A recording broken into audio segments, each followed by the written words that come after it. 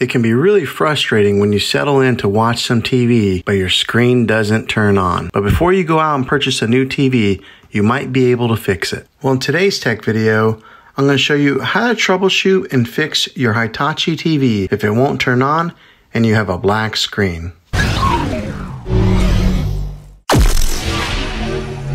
I'm going to show you a few easy methods that may fix your problem and get you back up and running again. Now, the first one is to change the batteries on your remote control. A fresh set of batteries might be all that you need to power your TV on. So go ahead and give this a try. The second method is to unplug your TV from the wall outlet for 60 seconds. Now, don't be impatient here. Wait the whole 60 seconds. This is very different from turning your TV on and off with a remote control. So make sure you do it this way. The next method would be to unplug your TV again and hold the power button on the TV for 30 seconds. I'm talking about the TV itself. This is what we call a hard reset of your TV, and it'll drain any power in your device. Then plug it back in and try turning it on again. If this worked, then great. If not, let's go ahead and move on to the next one. The next method would be to plug the TV into a different wall outlet. Not the one that you have it plugged in now, maybe into a different room even. You might have a particular wall outlet that went bad,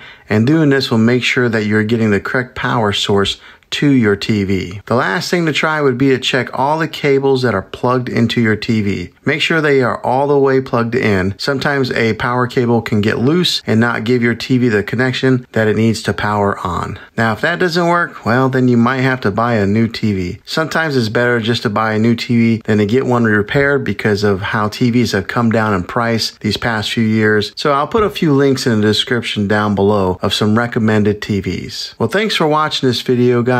Hopefully it was helpful for you. If it was, go ahead and click a thumbs up on it. Go ahead and subscribe to my channel. I make tech videos all the time, and I would love to have you back in the next one. Take care.